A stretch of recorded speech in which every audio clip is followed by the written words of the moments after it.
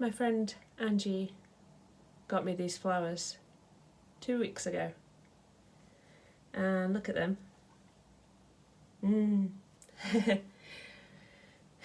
They're still so fresh. I've got a kind of problem with flower arranging. When I was in Japan, I was sort of obliged to attend an after-school club once a week about flower arranging, and as a dyspraxic, I'm not saying all dyspraxics wouldn't be able to do flower arranging, but I'm terrible at flower arranging. Really terrible. And I don't understand. There was no set way. I like it when there's a set way to do something, and there wasn't. So I don't know how I'm supposed to conjure up,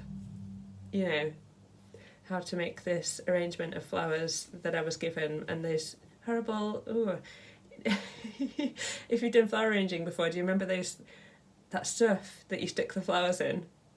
What's it called? It's like really, really pleasant and really, really unpleasant at the same time. It's sort of like that hard stuff, but it's kind of frothy, but it's foamy, but it's firm. And then you have to poke the stems into it, and it's a very sensory experience. So flower arranging, it's not my forte. I had to go every week, and I did it, and I wasn't really grateful for that. Astaghfirullah, because I wasn't good at it, and I kept feeling bad about myself that I wasn't good at it. But sometimes we don't have to force beauty. These flowers were, I cut the stems, I put them in water, I put them in the vase, and they've been smiling at me every day for 2 weeks. Alhamdulillah. And that's good enough for me. So, I feel the pressure to sort of make things perfect. I'm so upset about my short yesterday where the first part of the short had a problem with the volume. I hate myself about that. Why? Why am I so hard on myself? It's not fair. But I am kind of working against perfectionism at the moment. Because perfectionism, it can be a good thing. Definitely it can be a good thing in some circumstances.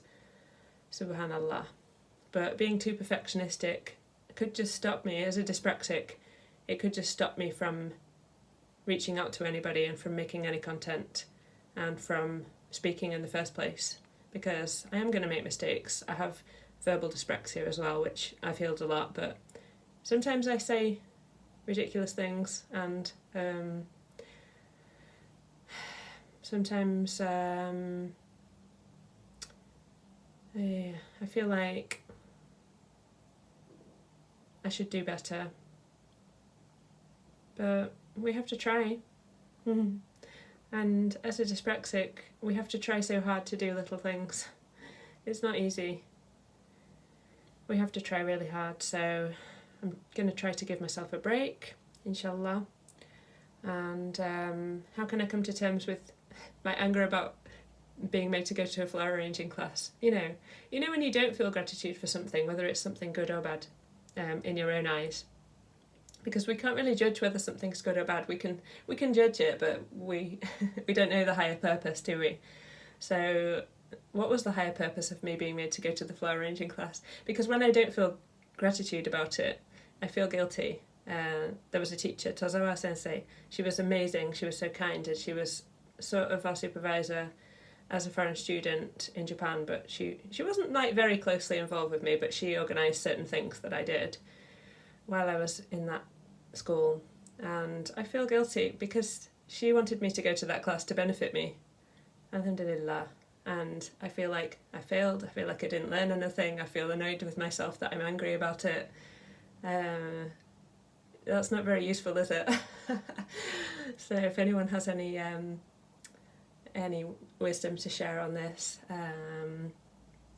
yes, please do